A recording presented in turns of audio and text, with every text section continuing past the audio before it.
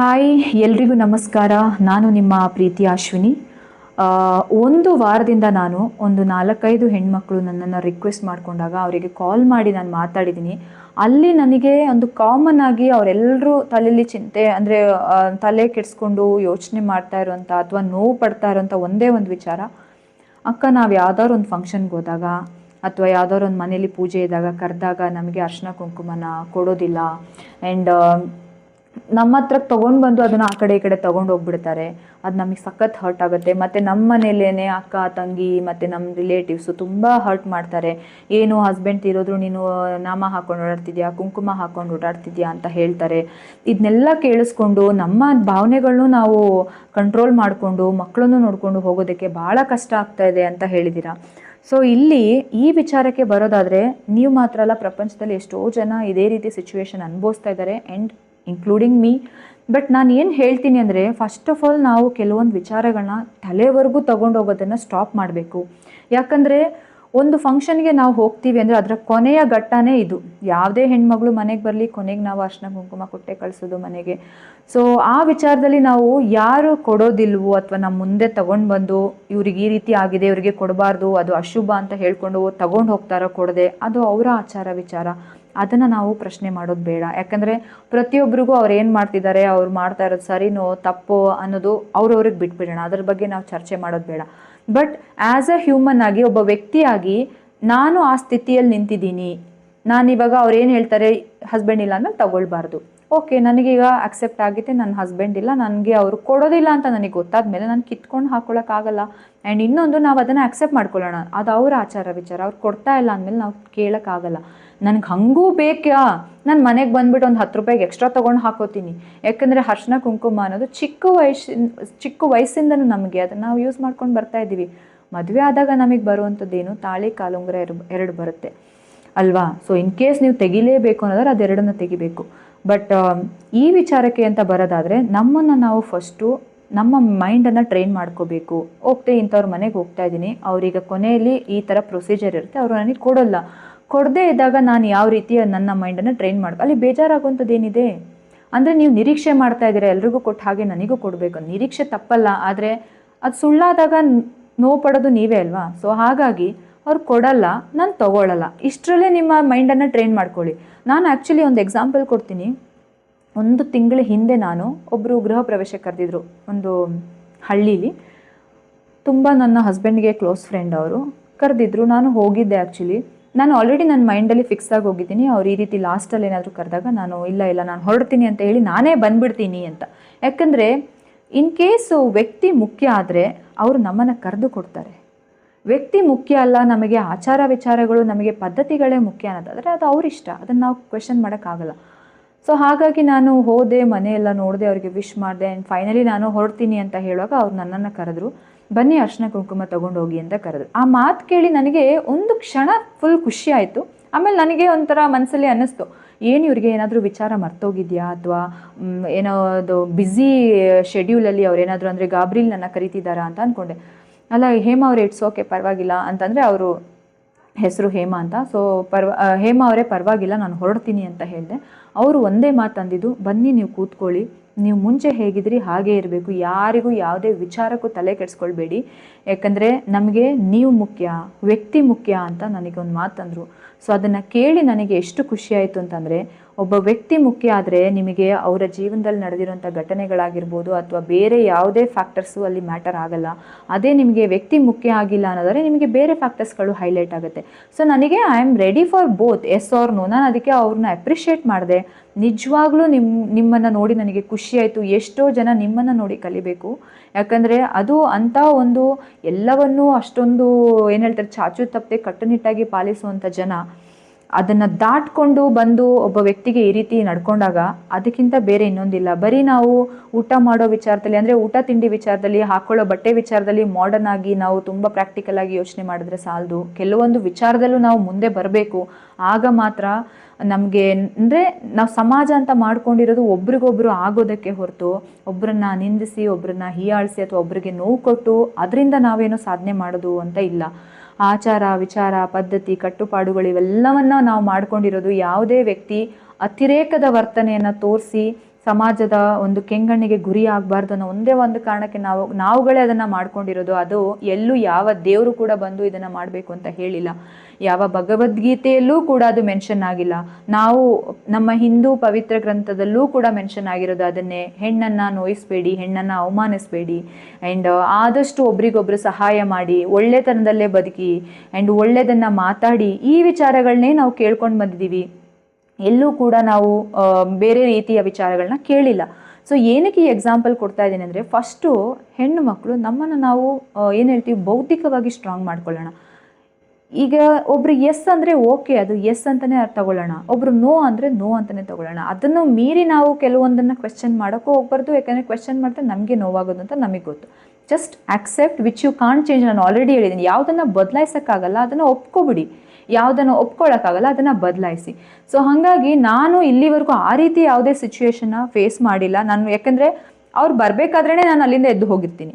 In case ಅವರಿಗೆ ಕೊಡಲೇಬೇಕು ಅಂತಿದ್ರೆ ಅವ್ರು ನಮ್ಮನ್ನು ಪರ್ಸ್ನಲಿ ಕರೆದು ಕೊಡ್ತಾರೆ ಅಲ್ವಾ, ಇಲ್ಲ ಅಂತಂದರೆ ಇಟ್ಸ್ ಓಕೆ, ನೋ ಪ್ರಾಬ್ಲಮ್. ಅದನ್ನು ನಾವು ನಮ್ಗೆ ಈ ರೀತಿ ಮಾಡ್ತಾ ಇದ್ದಾರೆ, ನಮಗೆ ಬೇಜಾರಾಗ್ತಾ ಇದೆ, ಇದರಿಂದ ನಮಗೆ ಹಾಗೆ ಹೀಗೆ ಅಂತೆಲ್ಲ ನಾವು ಬೇಡದೇ ಇರೋ ವಿಚಾರಗಳನ್ನ ತಲೆಗೆ ಹಾಕ್ಕೊಂಡು ಮುಂದೆ ಮಾಡಬೇಕಾಗಿರೋ ಕೆಲಸ ಜವಾಬ್ದಾರಿಗಳನ್ನ ನಾವು ಮರೆತರೆ ಅಲ್ಲಿ ಆ್ಯಕ್ಚುಲಿ ನಾವು ನಿಜವಾಗ್ಲೂ ಸೋತಂಗೆ ಅಂತ ನಾನು ಅನ್ಕೋತೀನಿ. ಯಾಕಂದರೆ ಅದೊಂದೇ ಒಂದು ಮಾನದಂಡ ಅಲ್ಲ ನಾವು ಸಮಾಜದಲ್ಲಿ ಬದುಕೋದಕ್ಕೆ, ಬೇರೆ ಬೇರೆ ವಿಚಾರಗಳಿದೆ. ಸೊ ಯಾರೆಲ್ಲ ಹೆಣ್ಮಕ್ಳು ಈ ರೀತಿ ಯೋಚನೆ ಮಾಡ್ತಾ ಇದ್ದೀರಾ, ದಯವಿಟ್ಟು be strong and be brave. ಸಮಾಜ ಏನೇ ಒಂದು ನಮ್ಮ ಮುಂದೆ ಸಿಚುವೇಶನ್ ತಂದರೂ ಅದಕ್ಕೆ ಯಾವ ಕಡೆಯಿಂದ ಬಾಲ್ ಹಾಕಿದ್ರೂ ನಾವು ಅದಕ್ಕೆ 6 or 4 ಹೊಡಿಬೇಕು ಹೊರತು ನಾವು ವಿಕೆಟ್ ಅಂದರೆ ನಮ್ಮ ವಿಕೆಟ್ನ ನಾವು ಸೇಫಾಗಿ ನೋಡ್ಕೋಬೇಕು. ನಾವು ಬೋಲ್ಡಾಗಿ ನಮ್ಮನ್ನು ನಾವು ಪ್ರಾಬ್ಲಮ್ಸಲ್ಲಿ ಹಾಕೊಳ್ಳೋಂಥ ಸಿಚುವೇಶನ್ಗೆ ನಾವು ತಗೊಳ್ಬಾರ್ದು ಅಂತ ನಾನು ಹೇಳಕ್ಕೆ ಇಷ್ಟಪಡ್ತೀನಿ. ಓಕೆನಾ? ಆ್ಯಂಡ್ ಆಗೋ ಕೆಲಸದ ಕಡೆ ಇರುವಂಥ ಜವಾಬ್ದಾರಿಗಳನ್ನ ನಾವು ಹೇಗೆ ನಿರ್ವಹಿಸಬೇಕು ಅದ್ರ ಕಡೆ ಗಮನ ಕೊಡೋಣ. ಅದು ಬಿಟ್ಬಿಟ್ಟು ನಾವು ಅವ್ರು ಹಾಗಂದ್ರು, ಅವ್ರು ಹೀಗಂದ್ರು, ನಮ್ಗೆ ಈ ರೀತಿ ನೋವು ಮಾಡಿದ್ರು, ಈ ರೀತಿ ನೋವುಗಳನ್ನ ಇಟ್ಕೊಂಡು ನಾವು ಹೆಂಗೆ ಮುಂದಕ್ಕೆ ಹೋಗೋದು, ನನಗೆ ತುಂಬ ಕುಗ್ಗೋಗ್ತಾ ಇದ್ದೀನಿ, ಇದೆಲ್ಲ ಕೈಲಾಗದೇ ಇರುವಂಥವರು ಮಾತಾಡ್ಕೊಳ್ಳುವಂಥ ಅಥವಾ ಅವರಿಗೆ ಅವರೇ ಸಮಾಧಾನ ಮಾಡ್ಕೊಳ್ಳುವಂಥ ವಿಚಾರ. ಓಕೆ, ಸೊ ಯಾರು ತಾಕತ್ತಿರುತ್ತೋ, ಯಾರಿಗೆ ಶಕ್ತಿ ಇರುತ್ತೋ, ಆತ್ಮಸ್ಥೈರ್ಯ ಇರುತ್ತೋ, ಅವ್ರು ಯಾವತ್ತೂ ಈ ರೀತಿ ವಿಚಾರಗಳನ್ನ ಮಾತಾಡಲ್ಲ. ಅವ್ರು ಜನಗಳು ಹೆಂಗೆ ಬಾಲ್ ಹಾಕ್ಲಿ, ಅಟ್ಲೀಸ್ಟ್ ನಾವು 1 run ಆದರೂ ತಗೊಳ್ಳೋಷ್ಟಾದರೂ ಹೊಡಿಬೇಕು ಆ ಬಾಲ್ಗೆ. ಅದನ್ನು ಬಿಟ್ಬಿಟ್ಟು ನಾವು ಅಯ್ಯೋ ಇವ್ರು ಹೆಂಗೆಂಗೋ ಆಗ್ತಾಯಿದ್ರೆ ನನಗೆ ಆಗ್ತಾಯಿಲ್ಲ ಅಂದರೆ ನಾವು ಡೆಫಿನೆಟ್ಲಿ ನಾವು ಏನು ಹೇಳ್ತೀವಿ, ಬೋಲ್ಡಾಗಿ ಮನೆಗೆ ಹೋಗಬೇಕಾಗುತ್ತೆ. ಸೊ ದಯವಿಟ್ಟು ಈ ವಿಚಾರಕ್ಕೆ ಅಂತ ಬಂದಾಗ ನಾನು ಹೇಳೋದು, ಯಾರನ್ನು ನಾವು ಕ್ವೆಶ್ಚನ್ ಮಾಡೋದು ಬೇಡ, ನಮ್ಮನ್ನು ನಾವು ಸ್ಟ್ರಾಂಗಾಗಿ ನೋಡ್ಕೊಳ್ಳೋಣ. ನಾನು ಹೇಳಿದ್ನಲ್ಲ, ನಿಮ್ಗೆ ಅಷ್ಟು ಅದ್ರ ಬಗ್ಗೆ ಆಸಕ್ತಿ ಇದ್ದರೆ ನೀವು ಹಾಕ್ಕೊಳ್ಳೇಬೇಕು, ನನಗೆ ಅದು ನನಗೆ ಏನು ಹೇಳ್ತಾರೆ ಒಂದು ಶುಭದ ಸಂಕೇತ ಅನ್ನೋದಾದರೆ ಹೋಗಿ ಅಂಗಡಿಗೆ ಒಂದು 10 ರೂಪಾಯಿಗೆಲ್ಲ 20 ರೂಪಾಯಿಗೆ ಎಕ್ಸ್ಟ್ರಾ ತೊಗೊಂಡು ಬಂದು ಮನೇಲಿ ಹಚ್ಕೊಳ್ಳಿ, ಹೊರಗಡೆ ಹೋಗೋಕೆ ಹಾಕ್ಕೊಳ್ಳಿ, ಯಾರು ಕೇಳ್ತಾರೆ? ಅದು ನಿಮ್ಮ ಒಂದು ಪರ್ಸ್ನಲ್ ವಿಚಾರ actually.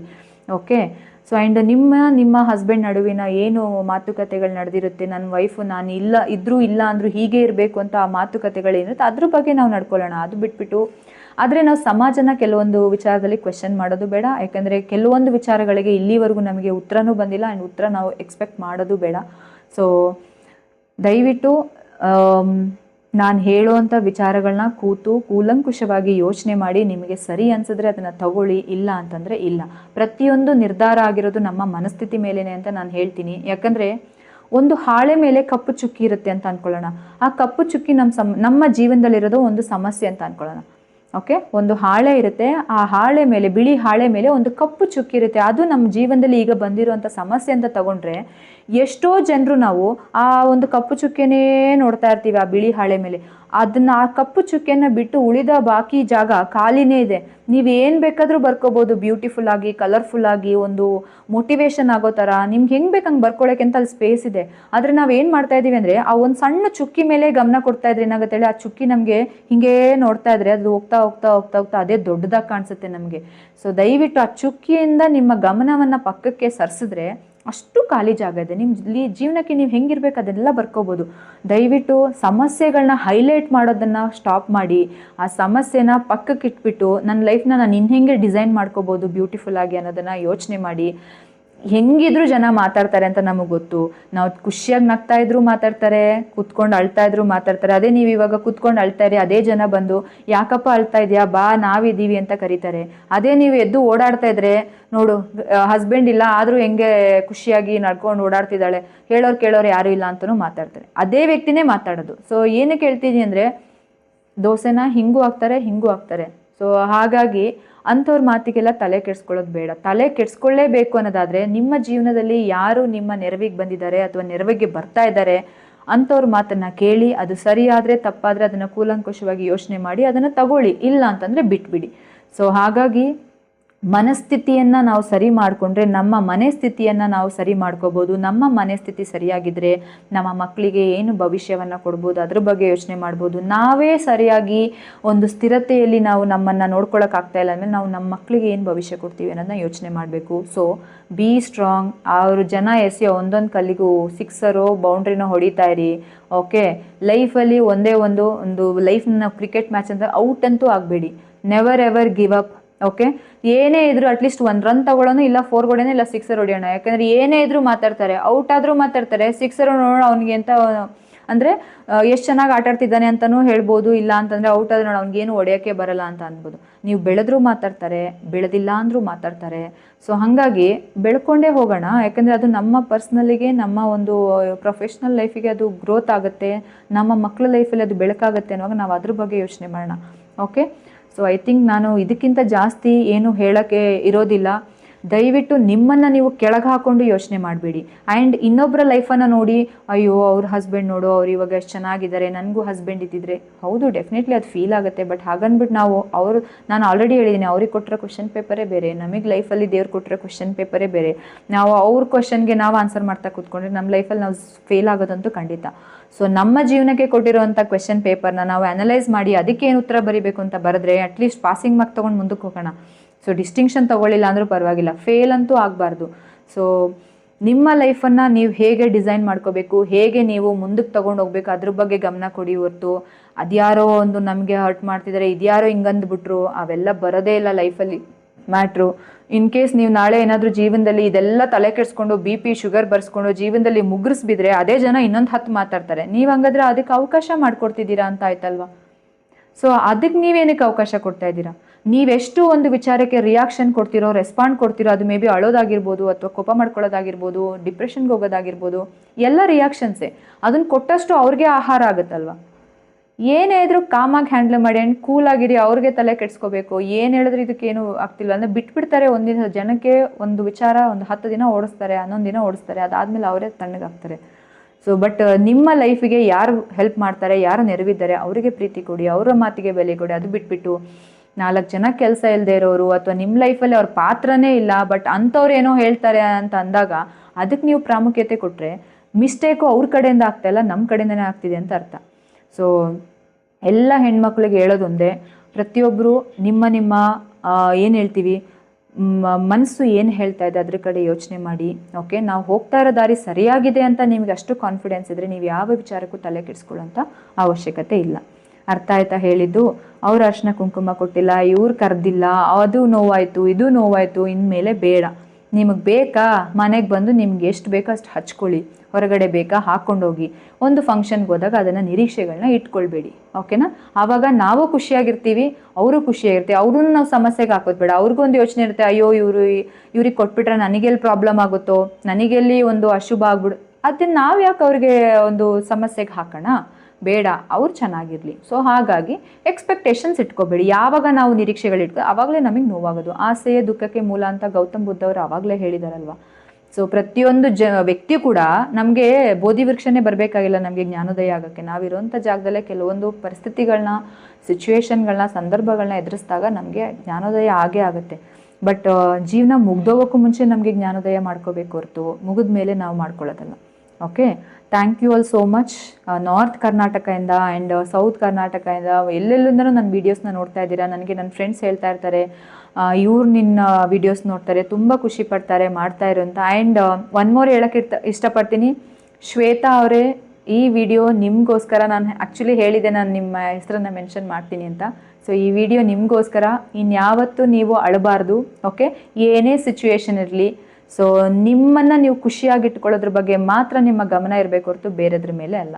Okay, love you all, thank you. ಹೀಗೆ ವೀಡಿಯೋಸ್ನ ನೋಡ್ತಾ ಇರಿ.